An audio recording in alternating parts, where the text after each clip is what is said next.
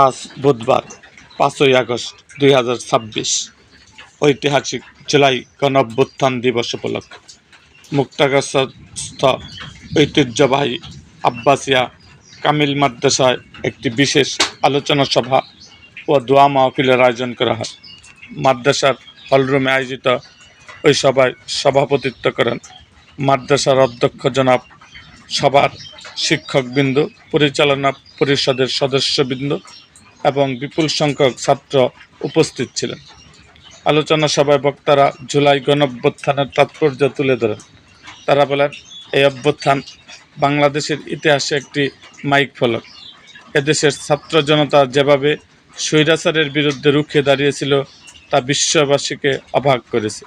বক্তারা আরও বলেন, গণঅভ্যুত্থানে শহীদদের আত্মত্যাগ আমাদের দেশপ্রেম ও নৈতিক মূল্যবোধের শিক্ষা দেয়। তাদের এই আত্মত্যাগ বৃথা যেতে দেওয়া যাবে না। একটি সুখী, সমৃদ্ধ ও অসাম্প্রদায়িক বাংলাদেশ গড়ে তোলাই হবে তাদের প্রতি প্রকৃত শ্রদ্ধা। সভা শেষে জুলাই গণঅভ্যুত্থানের শহীদদের রুহের মাগফিরাত কামনা করে মোনাজাত করা হয়।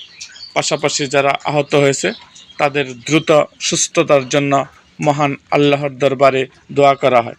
এরকম আরও ভিডিও পেতে এবং রাজনৈতিক অঙ্গনে নানা ঘটনা ও ইতিহাস জানতে আমাদের মুক্তাগাছার ইতিহাস মিডিয়া ইউটিউব চ্যানেলটি সাবস্ক্রাইব করুন এবং পাশে থাকা বেল আইকনটি বাজিয়ে দিন।